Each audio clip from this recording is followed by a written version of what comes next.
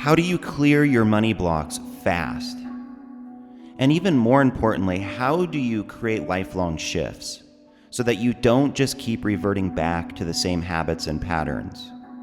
We all have a default setting when it comes to money that we tend to circulate back to in our lives over and over again.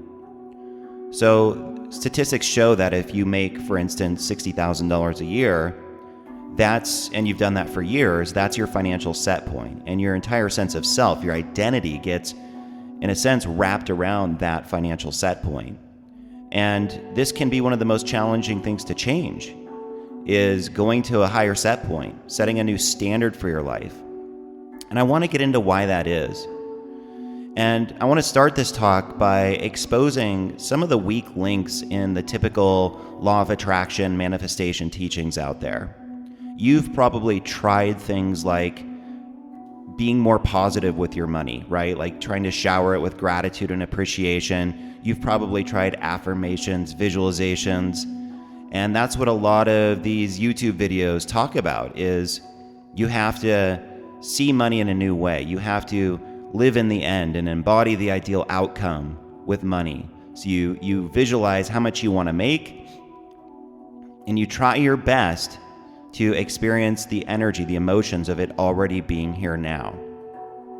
Now, there's nothing wrong with those kinds of teachings, and they can have a lot of value. But if you're at all like me, you've noticed that there is indeed something missing. Sometimes those teachings, those techniques seem to work magically, and they like somehow produce some sort of miraculous shift. But most of the time, if we're really honest, we notice that the results are really mixed at best. Sometimes it seems to work, a lot of the times it doesn't. And a lot of the teachers, the gurus, will say, well, you just need to persist, and you need to keep trying harder, and you need to just not give up on it, and eventually it'll happen. But it becomes quite evident that there is something missing in that whole equation. And what I've noticed doing this, doing the typical law of attraction work around money, is it sometimes just feels manufactured. It doesn't feel like it's coming from a totally powerful, genuine place. It's like I have to try hard to see myself in that way, right? And so I spent years doing that. And I did my best to like really apply those teachings, because I felt like there was a connection there intuitively. But over time, it became, like I said, quite obvious something was missing. And that's what I want to highlight in today's talk. What is missing on that path? So, there is indeed a way that you can experience profound instantaneous shifts and permanent shifts. And of course, that really has to do with shifting into a new identity around money. So these law of attraction teachings, I think they're very accurate in this way, in terms of rewiring your nervous system, your subconscious mind, and starting to see yourself in a new way. That can be very valuable. However, we have to take a step back and really examine the broader sense of what's happening here. And what I've come to understand after years and years of trial and error on this journey, and honestly, like a fair amount of suffering and things sometimes working, things sometimes not working, all of that has led me to a much deeper insight into this topic. And here's the way I see it works. You are a character in a very unique story, and there's an intelligence operating beneath the scenes, behind the scenes of your life. I call it infinite intelligence, and that's what's shaping your entire human experience. This intelligence is shaping itself into your thoughts, your feelings, your body, all of your circumstances. Everything you can perceive with your five senses is coming from that place. And so your whole life is essentially a story. And in any good story, the point is really to transition from the victim to the hero, to experience triumph and breakthrough, to overcome insurmountable obstacles. If you look at any good movie you've watched, any good book you've read, that's really kind of what's going on universally. The hero of the story has to face their demons, self-doubt and fear, adverse circumstances, and find a way to overcome these story dynamics in order for the story to be good. So I want you to start thinking of money in this way, that the money blocks you're up against in your life are there for a reason.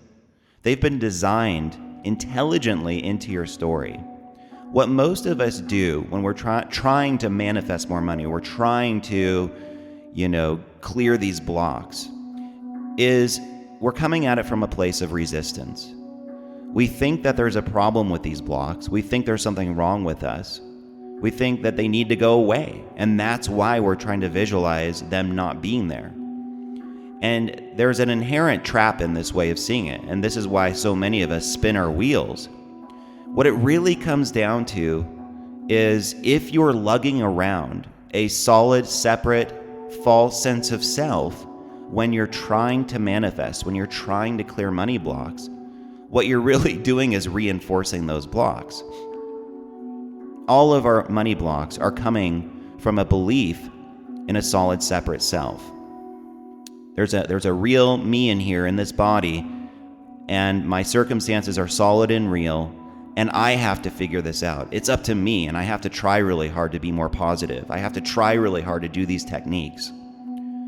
That's all about being locked into the matrix with money. And hopefully you can see why this conversation is steering us in a very different direction than 99.9% of the YouTube videos out there. That's been my experience, at least. So the first thing that you really want to do before you try to use your imagination and visualize more and anchor in this new identity, step out of that and really own in your heart that you're living out this story as a cosmic character created by this deeply intelligent, creative power in the universe. And that's who you really are. And money is a wonderful prop in the story. It's a great way to convince us that we're limited, that we need to struggle, that survival is our only option. And so what really helps here is to just own all of this, be accountable to this way of seeing it, that your money blocks, so-called blocks, are there for a reason. They're not random. They've been implanted into your unique story because that's what makes the story interesting from an ultimate point of view. Now, you may not find it interesting as the character sometimes. You may not find that your money struggles or the mediocrity you're up against with money feels interesting. But from a higher perspective, this is all very interesting. It's all very playful. It's all very curious and enjoyable. And what happens is when you stop lugging around the false sense of self, you inevitably start merging more with this infinite intelligence. You start to experience who you are as that creative power. And so you get aligned with this deep, unconditional gratitude for the entirety of your life, including the money blocks. So this is all about seeing clearly in your human experience, removing distortion in your way of seeing. And that's entirely about clearing out the false sense of self, seeing through the magic trick, so to speak, of having a false sense of self. That is your personality, your beliefs, your opinions, your body. That's all over here, and the external world is all over here. That's all an illusion. And if that illusion remains intact, you're not really able to clear money blocks in a significant way. However, when you start to really get into the truth of not having a solid self and experiencing yourself as this infinitely vast intelligence, everything changes. Everything becomes workable. And what happens is you start to experience your money blocks from a place of total surrender and love and appreciation. And that is the missing link for so many of us. We're trying so hard to be positive, to imagine what we want with it, to kind of almost force our desires to be at the top of our mind and focus relentlessly on that. But what's missing is a deep appreciation for your life as it is now, for who you are, and for the very blocks that you think are a problem. On an ultimate level, these blocks are not really blocks at all. They're just frequencies of energy. It's an illusion that there's any kind of block there whatsoever. And when you stop lugging around the solid separate self, that's what you start to experience more in your daily life. The blocks are fine. They make for an interesting story. And that's what gives you permission to clear the resistance to them, to no longer see them as something that you need to get rid of. So there's a cosmic irony here, right?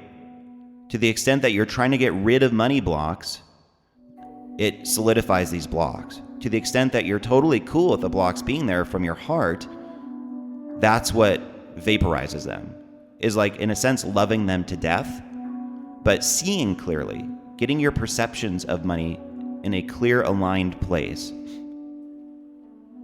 So once you start to accept in a genuine way where you're at, and you surrender, you let go of the resistance to these blocks, that's when the power of your imagination can come alive.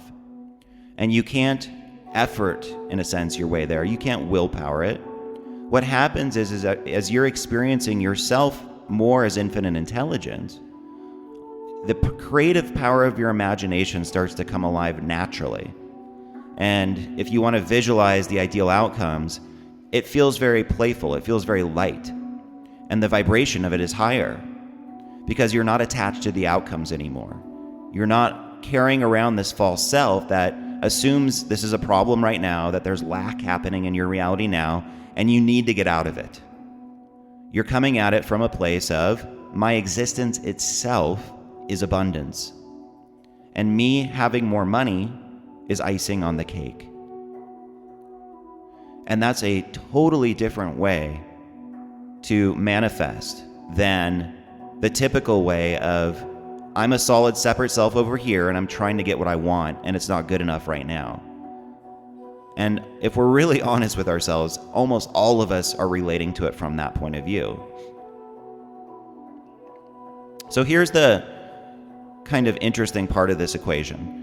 You can't really technique your way to what I'm talking about. What you can do is just saturate your consciousness with these kinds of teachings over and over again. So in a sense, your body, your nervous system, your brain has to get accustomed to this way of seeing yourself. It can feel a little scary or weird, awkward at first, to not be attached to a solid separate self. But once you start to get kind of acquainted with it, that can become your new default setting, and things open up. Things start to flow. You start to penetrate those blocks with love, whether it's I'm not good enough, I'm not worthy, money's evil, I would love what I do in my life if it wasn't for money. All the negative stories we tell about money, we start to see all of that from this place of appreciation, that's been written into our cosmic story, so to speak. And it's helping us make for an interesting story where we get to transition from the victim to the hero. So this is the entry point into liberation with money. It's having clear seeing around what's really going on here. And this doesn't have to take time. It doesn't have to be like, a 10-year process of you doing this. It's more based on, when are you ready? When are you willing to open yourself up and let go of your assumptions, let go of your expectations and attachments? The small self is all about this, holding on to expectation. It has its own agendas. It's trying to keep you safe. It thinks it's in control. But when you're locked into those patterns, it's deactivating the power of your mind, of your ability to manifest, to use your imagination. So if you're willing, if you're open, if you're ready, these kinds of shifts can happen very quickly. And it's all about making what I'm talking about go from an idea level to an experience level. So what I'm guiding you towards here becomes part of your consciousness. It's not just an intellectual experience that you're having. It's in your body, it's in your whole sense of being, in your aura, and you can feel it kind of rippling through. And that's when you know you're onto something. So once again, you can't force that. You can't really technique your way there, but you can assess your level of openness to this. How willing are you to go there? And to me, the great trade-off or rite of passage in this life is the degree to which we're willing to renounce our separate sense of self to see through it is the degree to which we have power. We're aligned with our creative power because we know it's not really coming from us as the separate, solid personality construct. It's coming from this infinite creative power of the universe. That's really what's shaping your reality. It can be scary at first to really own that because we like to think we have control. And it's not that you don't have control in a negative sense. It's just that the power, the reason things are showing up in your life the way they are, that's all coming from a different place than we've been taught. It's not you in the egoic sense that is creating your life. It's not you in the separate personality sense that has creative power. It's this infinite intelligence. And you can get aligned with that. You can experience yourself as that rather than a solid separate self. So whatever stress or fear or resistance you're carrying around money right now, whatever negative stories you have about it, whatever blocks you've been attached to year after year after year, the true way to change that is to dissolve all resistance around it. See it accurately. See it as an integral part of your story.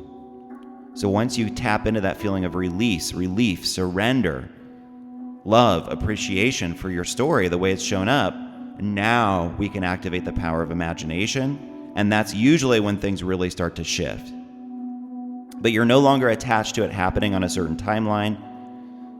You're willing to kind of ride the flow, the wave of what life gives you, because you know where it's coming from now.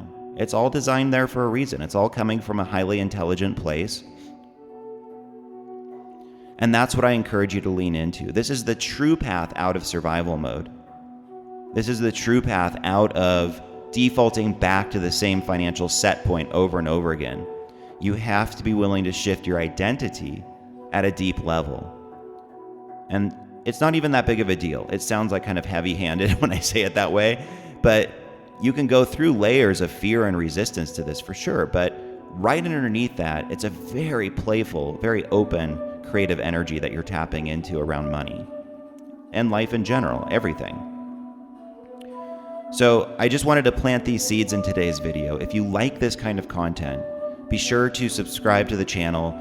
Check out some of the other videos that I've done here, because I'm hitting this theme of transcending the separate self and applying it to, practical details of life as much as I can. I think that's the missing link for a lot of us. It certainly has been for me. And no matter how bad your financial situation is right now, or how trapped or locked into certain patterns you feel, it's all workable. None of it's solid. None of it's nearly as set in stone as you think. And the first step, once again, is to drop all resistance, to see it clearly as an integral part of your story. And that's where your freedom is. So let's leave you with those thoughts. Go ahead and subscribe to the channel. I look forward to connecting with you soon, meeting up with you in other videos, and exploring these topics on deeper levels.